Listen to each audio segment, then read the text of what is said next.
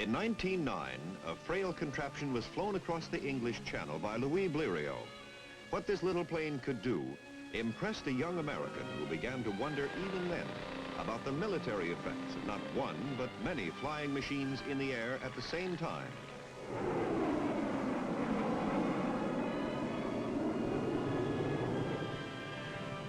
That young lieutenant was Henry Hap Arnold. He was to become the commanding general of the greatest air force in history. 2.5 million men and 70,000 aircraft.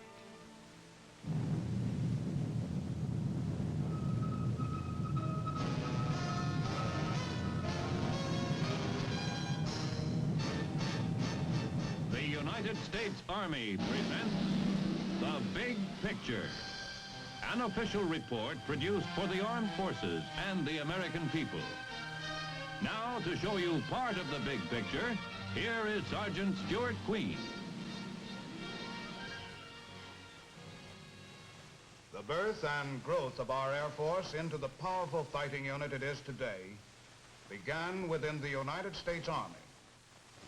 During this period, for almost his entire 46 years of service, General Hap Arnold, commanding general of the Army Air Forces, completely dedicated himself to building America's strength in the skies. We owe much to him for this development and for our air supremacy and victory in World War II. Here today is his story. In 1911, when getting a heavier-than-air machine aloft was still something of a miracle, Second Lieutenant Hap Arnold was engaged in a project having nothing at all to do with flight and everything to do with launching his military career. He was trying very hard to become a first lieutenant. Meanwhile, the discovery of the Wright brothers was becoming increasingly interesting to the United States Army. The spirit of the Wright brothers, that a practical answer could be found to almost any problem, was to be an inspiration to Hap throughout his life. The Wrights made it seem that anything was possible, creating an enthusiasm among young aeronauts that was sometimes carried to extremes. When Hap volunteered to learn to fly, his CO said, "I know of no better way for a person to commit suicide."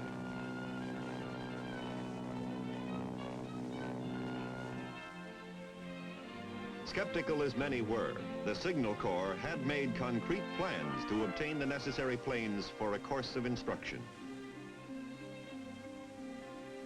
In school at the Wright Brothers Field at Dayton, Hap labeled all the parts.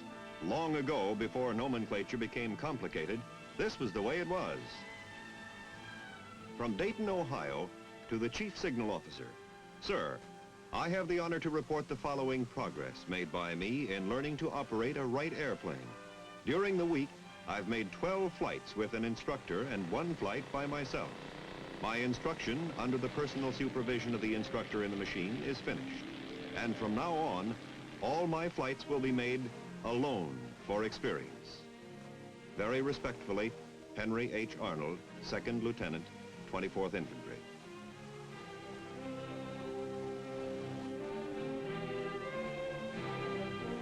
Hap was one of the first qualified pilots in the United States Army.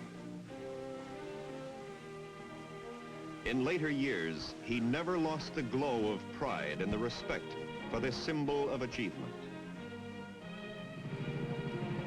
Hap was the first to win the Mackay Trophy for air reconnaissance. And in 1912, he set a high altitude record of 6,450 feet. In the earliest days of airmail service, he was one of our first couriers. All this experience in the embryo aviation division of the Signal Corps helped him to train others to fly and put him in the front line of those gaining important knowledge about military aviation. Not only better planes and more thorough pilot training, but more men for servicing planes. These were problems which Hap seemed to grasp with a quick understanding.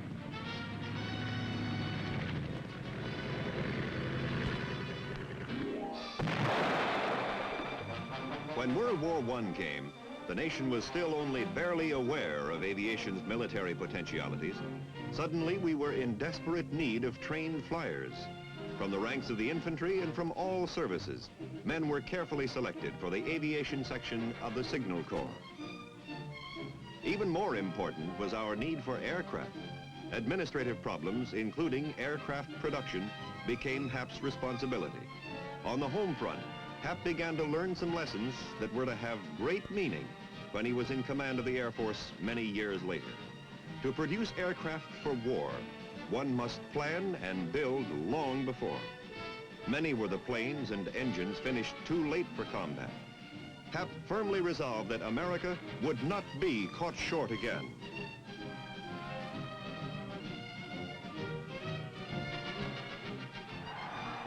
With the war over, the nation relaxed, but for Hap and other American airmen, this was the beginning of a battle to convince Americans of the importance of air power. Using some old German battleships as targets, Billy Mitchell showed what precision bombing could do.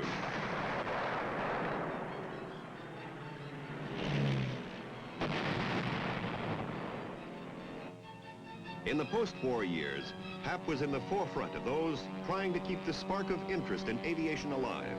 Stunt flying seemed one of the ways. To average Americans, this was worth watching.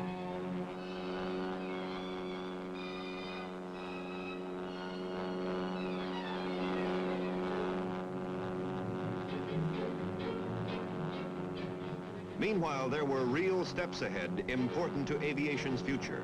Safer parachutes, for example. Observation from the air became a means of keeping forest fires under control. In the winter of 1932, under Hap's command, there were airdrops of food to the snowbound Indians of the Southwest. This, one of the earliest airlifts, was a prelude to that in Berlin 16 years later. There were also experiments in the field of photo reconnaissance. There was help in the development of new bombers. In these years, Hap was carrying forth the program of building the Air Corps. He was deeply convinced of its military importance.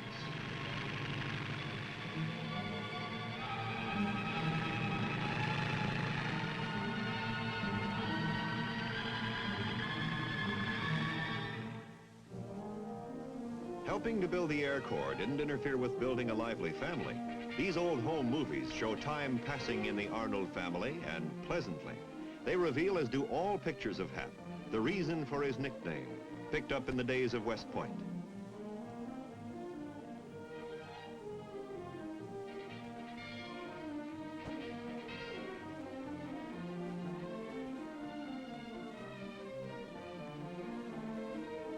The family reflects the dad's good humor, and the dad, growing older and wiser, still exudes the quality for which millions will soon know him. No moniker ever stuck more firmly to a man than to Hap. 1934, the B-10, a new all-metal plane carrying a 2,000-pound bomb load, then the fastest bomber in the world.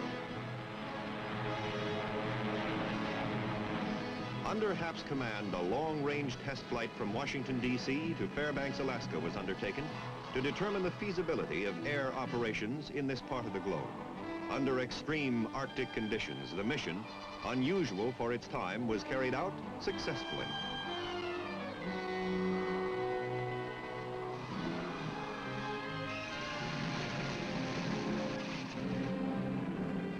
On his return, Hap was honored with the Mackay Trophy a second time.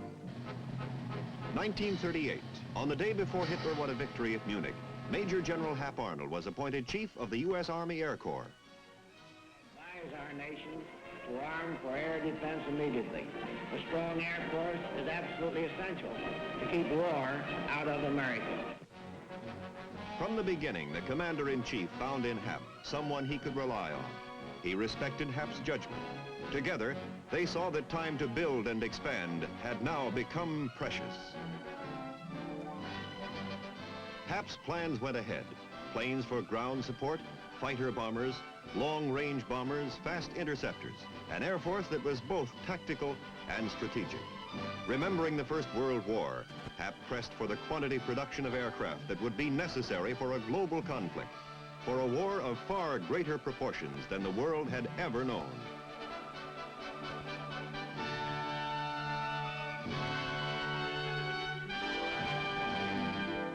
Each day was important now for building planes, for training men, pilots, navigators, bombardiers, gunners, and ground crews. The race against time was on. In these months, Hap worked tirelessly to mold the Army Air Corps into a fully prepared fighting service. Achievement came in spite of opposition from those who, even at this late date, felt that we were well protected by oceans on either side.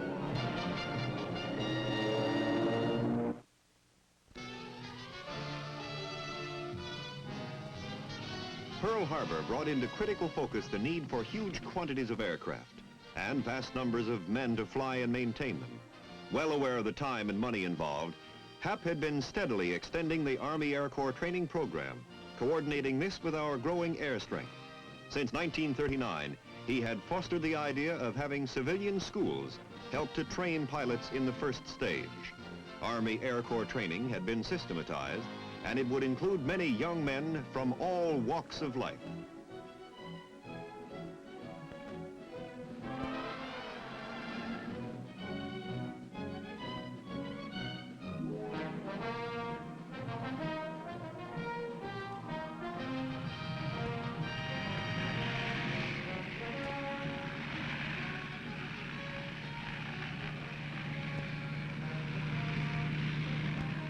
Not all were needed as pilots, or for that matter, were meant to be pilots.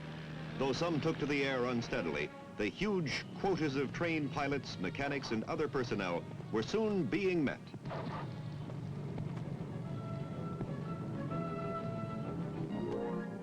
Hap Arnold, a man at a desk with a huge task, requiring long-range planning and careful utilization of our limited air strength on a worldwide battlefield.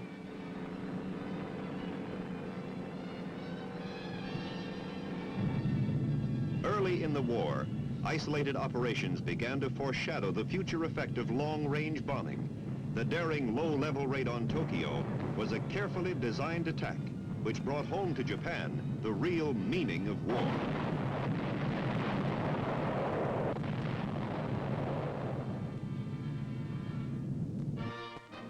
The leader of this successful mission, Jimmy Doolittle, was welcomed home by a much gratified chief.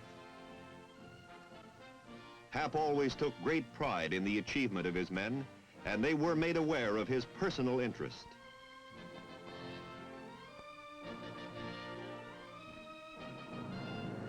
In the following months of battle against the Luftwaffe, American pilots demonstrated a kind of bravery that did credit to the Army Air Corps and that heartened the nation.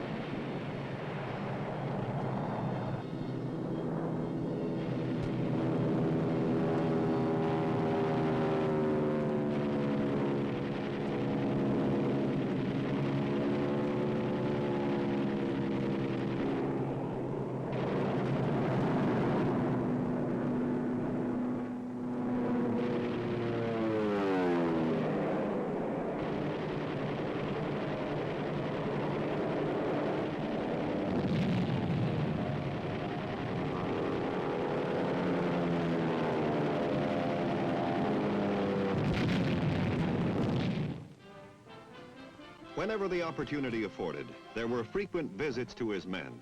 Always Hap was received with enthusiasm and affection. No commander was better liked, more deeply respected. As Hap went about the vast problem of building American air power, of deciding what types of planes for what specific purposes, a concept began to form in his mind. Perhaps this concept went back to the day when he first saw the plane in which a Frenchman had flown across the channel.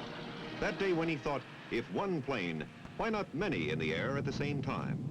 Now he saw the huge strength possible in mass formations of long-range bombers, each a fortress in the air, a multitude of flying fortresses in continued strategic bombing of the enemy, meanwhile destruction of the enemy air force in combat. Air supremacy. This was his goal. This was the biggest task of his life. With production chief Bill Knutson, he toured plants and factories. As time went on, as people came to know who Hap was and the job he was doing, his reputation grew. Deadly serious, but always human. This was the way Hap did business. Thank you, Dr. Lewis. You know, Doctor, after looking over my audience, I'm going to give my prepared speech back to Captain Sheffield. And if you want it for your record, you can ask Captain Sheffield for it. And I'm sure that he'll be glad to give it to you. Now on with the show. I think that you people here are entitled to a little bit of background on this thing that we call air power. Air power. No one was better suited to talk about it than Hap, or better able to put words into action to mold our Air Force into the strongest in the world. Hap's keen awareness of the significance of air power made him invaluable on the international scene. At many conferences, including Casablanca, Hap was able to work smoothly and effectively with our allies. But here, and for months to come, Hap was to argue for an idea that was not particularly acceptable: mass bombing of the enemy during daylight hours. The plan was not greeted with favor, for at this time the British were successfully carrying out a program of night bombing. While night bombing by the RAF was proving effective, it was Hap's argument that daylight precision bombing could cause far greater devastation than was possible during darkness.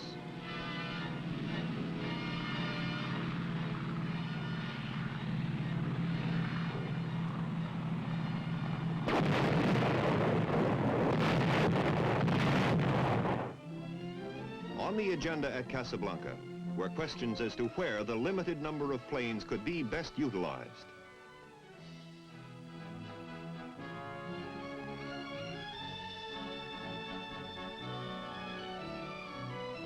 General Arnold's plans received the green light from the other Allied participants. In the Atlantic, serious damage was being caused by German U-boats.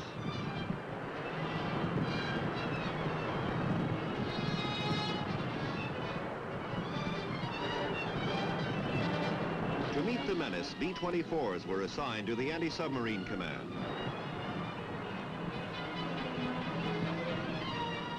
The number of German submarines harassing our convoys began to decline.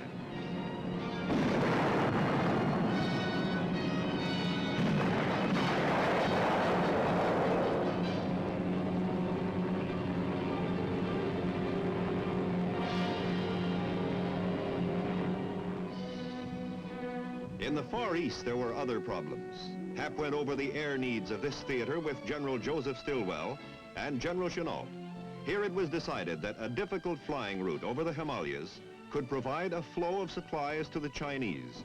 The airlift over the hump was one of the extraordinary accomplishments of the war.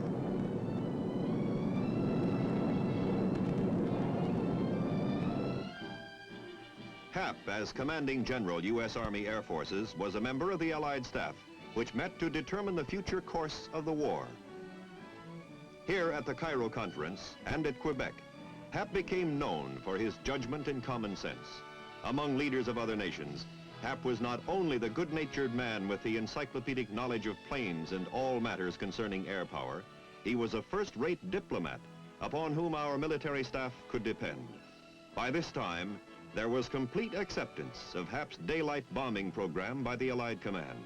Hap had won a personal victory in a difficult realm.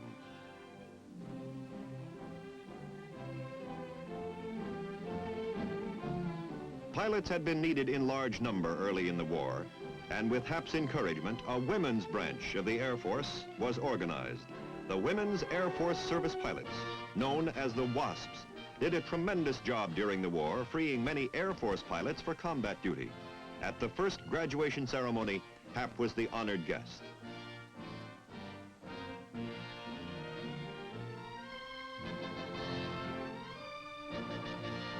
August 2nd, 1943, the 9th Air Force carried out the hazardous low-level raid on a strategic target, the Ploiești oil fields in Romania.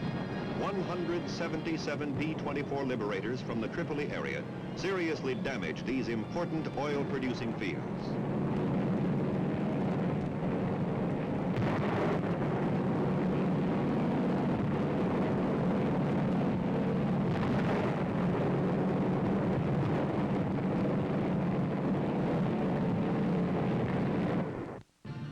By 1944, the program for massive high-altitude air bombardments began to reach its peak.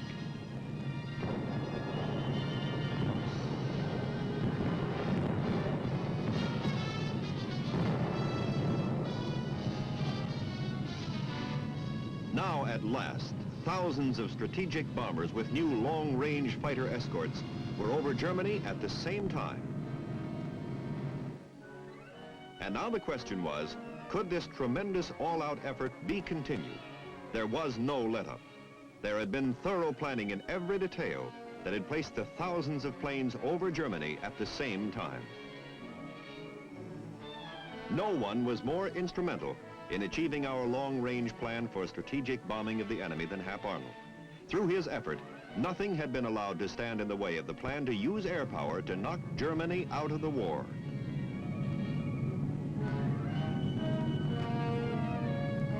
At the end, we were unmolested in the skies, total air supremacy.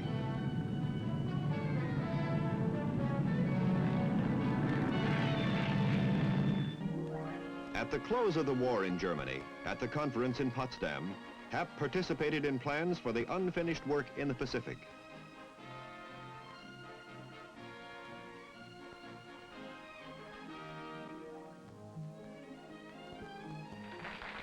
And after this conference, Hap, with the glow of victory still upon him, recognized the contributions of all the services in the defeat of Germany.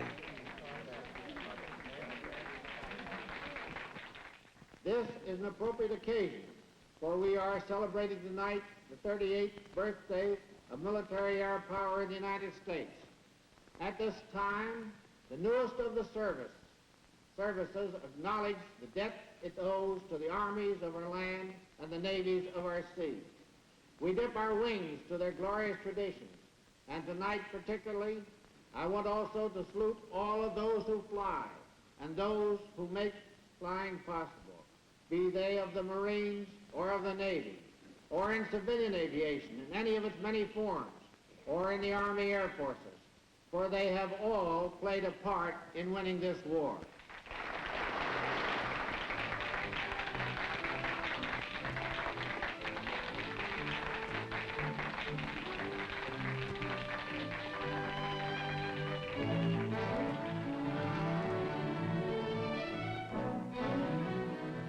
Now able to concentrate full attention on the war with Japan, he flew to bases in the Pacific. Friendly and good-natured, he found what he wished to know without seeming to try. Receptive, even-tempered, he was on the best terms with his commanders, extremely sensitive to their problems.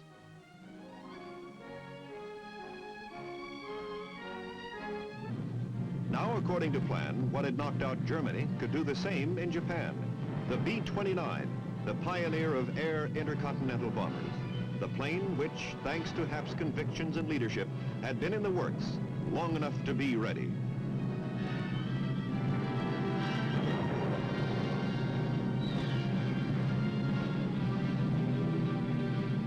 Three months after VJ Day, General of the Army Hap Arnold terminated 42 years of service. Hap lived to see his greatest dream come true. On September 18, 1947, the creation of a separate service, the United States Air Force.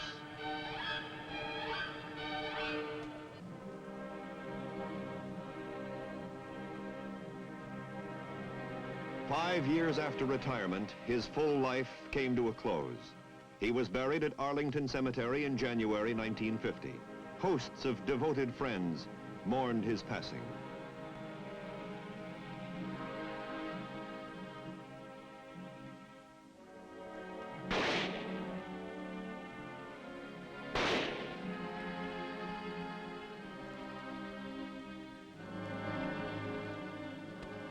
Throughout the nation, there was a sense of deep personal loss.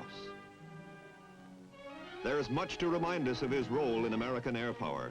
This is the Arnold Engineering Development Center at Tullahoma, Tennessee.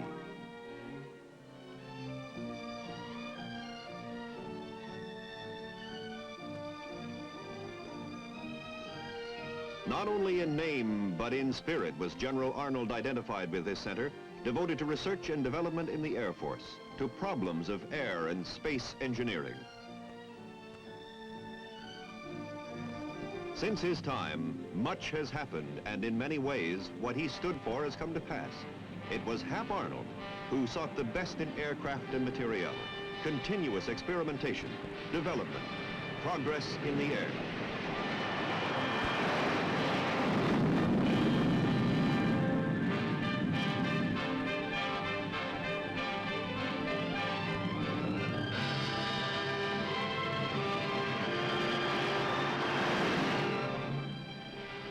He was foremost in urging a separate Air Force for defending America in the skies. It was he who urged a strategic air command, our global atomic striking force, a massive deterrent to the threat of war. It was he who advocated an Air Force second to none as a means not only of defense, but of preventing another global catastrophe. He saw the need for greater public interest in matters of air power. Without awareness and support, no nation could expect to remain strong. As the years go by, as we move faster and faster in and into the age of space, one influence above all seems now more lasting. It was General Arnold who envisioned an institution to train Air Force leaders, capable of guiding our nation's air defense, whatever the future, the Air Force Academy. And every man who is honored to attend there is profoundly touched by his influence.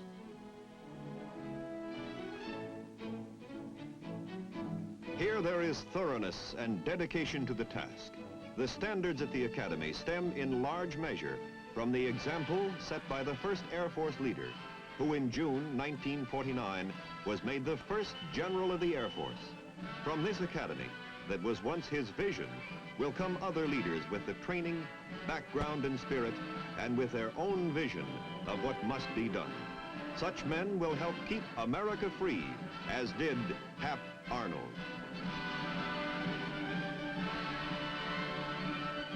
General Hap Arnold. Modest, hardworking, and good-natured. We in the U.S. Army are proud of him as a soldier and for his achievement in helping to build the Air Force of today. Now this is Sergeant Stuart Queen, your host for The Big Picture.